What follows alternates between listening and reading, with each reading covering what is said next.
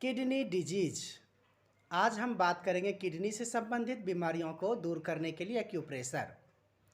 जैसे किडनी में बीमारी होती है, किडनी में सिस्ट होना या किडनी की खराबी से शरीर में क्रेटिनिन की मात्रा बढ़ जाना या ब्लड यूरिया की मात्रा बढ़ जाना, ये किडनी से संबंधित बीमारियों के लिए माना जाता है। तो आज हम किडनी के लिए एक्यूप्रेशर में बातचीत करते हैं।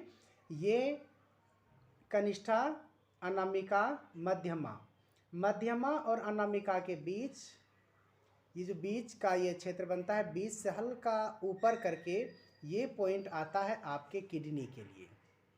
इस पॉइंट को जब आप तरीके से दबाते हैं ऐसे, ये किडनी को स्वस्थ करने के लिए पॉइंट होता है।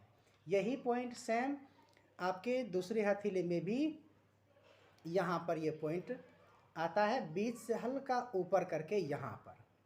तो ये किडनी से संबंधित बीमारियों के लिए ये पॉइंट आता है। इसको आप अपने हाथ से अंगुली से भी दबा सकते हैं और इसको आप चाहें तो जिम्मी से भी इसको आप दबा सकते हैं। एक पॉइंट ये हुआ। दूसरा पॉइंट इसी से संबंधित जल तत्वों को कंट्रोल करने के लिए छोटी उंगलियों को भी हम दबा सकते हैं। जैसे ये छोटी उंगलियों को भी आप ऐसे करके इसको आप दबाव डाल सकते हैं। दूसरे हाथ की छोटी उंगली जो है कनिष्ठा, इसको भी आप दबा सकते हैं। और तीसरा पॉइंट है ये यहाँ अनामिका और कनिष्ठा के बीच जो नाली बनती है, इसी में लास्ट यहाँ पर एक पॉइंट है और दूसरा है ये पॉइंट। तो इन दो पॉइंट को यदि आप दबाते हैं ऐसे और ऐसे, ये दोनों पॉइंट आपके किडनी के लिए है। सेम दूसरे हथेली में भी ये पॉइंट है। इसको आप ऐसे भी इसको दबा सकते हैं, एक और ये दो, तो दोनों किडनियों के लिए। और ये तो कुल मिलाकर के छोटी उंगली को भी आप ऐसे दबा सकते हैं और बीच से हल्का ऊपर, ये इसको दूसरा पॉइंट ये हुआ।